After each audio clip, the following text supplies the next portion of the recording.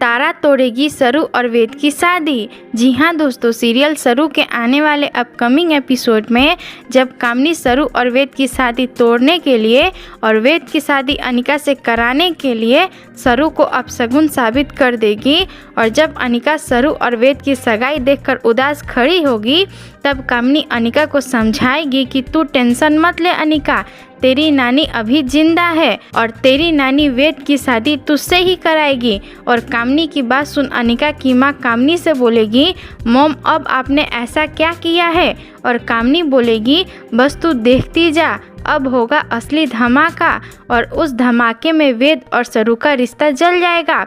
और जब अन्नपूर्णा वेद और सरू को घर की कुलदेवी के आगे अखंड ज्योत जलाने को बोलेंगी तो अचानक एक धमाका होगा और उसमें वेद के हाथ में आग लग जाएगी और वेद का हाथ जलने लगेगा। और कामनी उस मौके का फायदा उठाएगी और बोलेगी, हे भगवान, इतना बड़ा अपशगुन, यानी सरू के लक्षण ठीक नहीं है और ये सब हो रहा है इस सरू की वजह से, क्योंकि सरू वेद के लिए बनी ही नहीं है ना।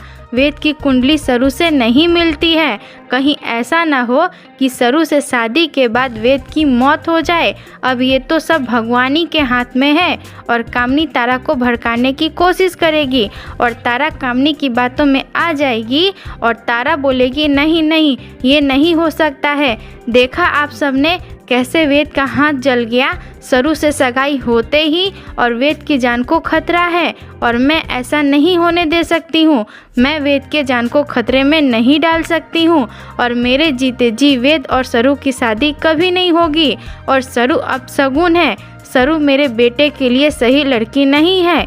और तारा की बात से सरू का दिल टूट जाएगा और सरू को बहुत बुरा लगेगा। और क्या वेद और सरू की शादी टूटनी चाहिए? आप हमें कमेंट में ज़रूर बताएं और इस वीडियो को लाइक शेयर और हमारे चैनल को सब्सक्राइब करें।